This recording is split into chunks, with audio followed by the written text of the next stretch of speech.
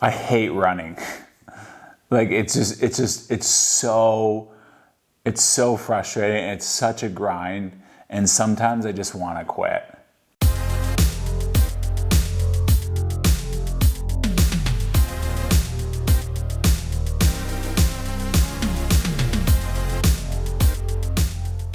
I had somebody ask me the other day, how's your marathon training going? And I was like, it sucks.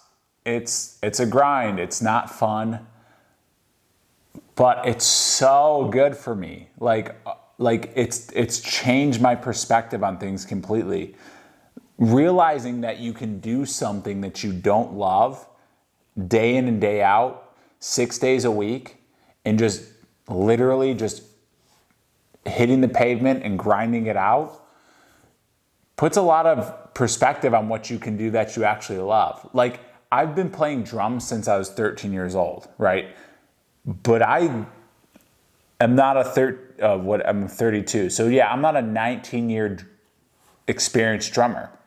And that is only because I've always quit when it got hard. So for example, if I'm practicing and something's hard, I'll be like, oh, I've practiced enough, I can go later. Or I shortchange myself, I give up, I'm lazy.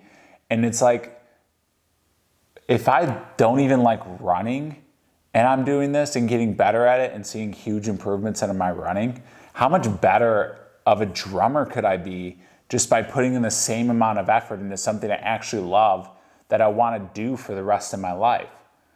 I mean, it sounds stupid, but it's kind of this very aha moment for me. Like just suck it up and grind it out. Like, come on, dude. Like, that's basically what the thought is like you're 32. You've had enough time to make excuses with your life and actually get good at what you love doing. So whatever that is for you, I would just challenge you to just go for it. Right? Just set a schedule. Just grind it out.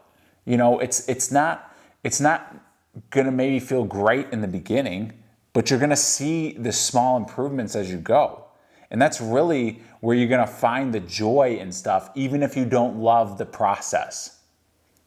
Because you don't have to find joy in the process, but where it gets you can be so much better in the long run than you may even realize if you just decide to quit and give up. So today I'm at Red Rock. I'm running the Red Rock Loop. I woke up this morning, I realized that it was something that I had never thought I could do, because I always saw my brothers like doing it, so I was like, oh, that's something I would never ever do, but here I am, I'm doing it. So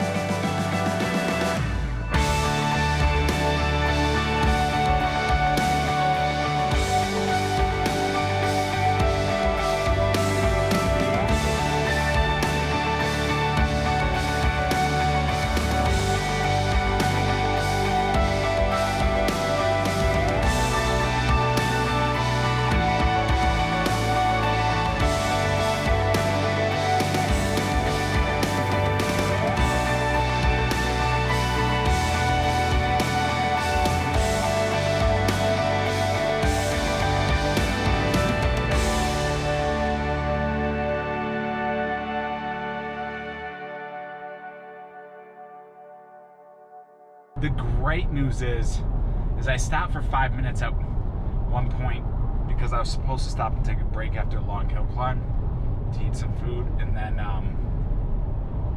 I stopped to stretch out a little bit. But even with that, I still averaged 11:33 per mile, which to a lot of people out there is very slow, but for me that's huge, because I went from doing 14-minute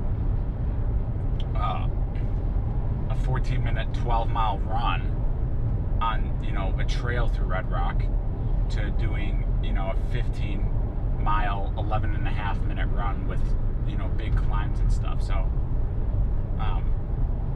it was cool. I mean, I just feel really proud of myself, but at the same time I also recognize man, there's a lot going on here. Like, there's also 9 more miles, or no, 11 more miles in a marathon.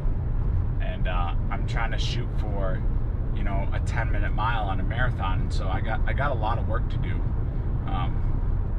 My 10-minute mile, I think, is a lot of people's 7, but that's fine. I mean, I'm really not that worried about the time as much as hitting the goal and finishing the marathon.